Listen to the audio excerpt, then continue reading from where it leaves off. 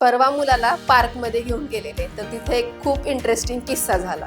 2 आजोबा होते, ते बसले होते आणि त्यांच्या छान गप्पा चालू होत्या. खूप दिवसातनं भेटले होते आणि दोघंही आय थिंक रिटायर झाले होते, त्यामुळं मस्त त्यांचा निवांत गप्पा चालू होता. त्यातले एक आजोबा म्हणाले, की "मी आहे ना आता छान निवांत झालेलो आहे. आता मला रोजचं ऑफिसचं काही टेन्शन नाही आहे. छान पैसे आलेले 30-35 लाख रुपये आणि मी FDमध्ये करून निवांत आयुष्य जगणार आहे."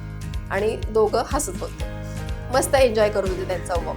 आणि हे मी कन्व्हर्सेशन माझ्या कानावर जेव्हा पडलं, त्यावेळेस मी विचार केला, खरंच तुम्हाला असं वाटतंय का, की यांची जी 30-35 लाखाची ती FD करणार आहेत, पुढचे 20-25 वर्ष त्यांना पुरतील? आज आपण एक छोटंसं इथं ॲनालिसिस करूयात सगळेजण, की आता इन्फ्लेशन रेट जो आहे हा साधारण 6.5-7% आसपास आहे.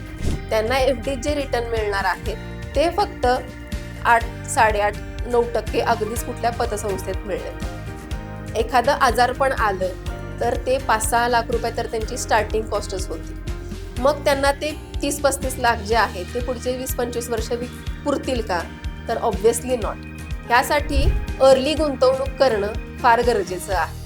त्यामुळं आजच्या यंग जनरेशनला मी सांगेन, की तुम्ही तुमच्या रिटायरमेंटची वाट न बघता ज्यावेळेस तुम्ही तुमचं कॉलेज संपवताय, तिथूनच तुम्ही शेअर मार्केट हा पर्याय कायम तुमच्यासोबत ठेवा, जेणेकरून तुम्ही जेव्हा तुमचे जे स्वप्न आहेत ते पूर्ण करू शकाल आणि तुमची जी रिटायरमेंट लाईफ आहे ती तुम्ही खूप लक्झुरियस जगू शकता.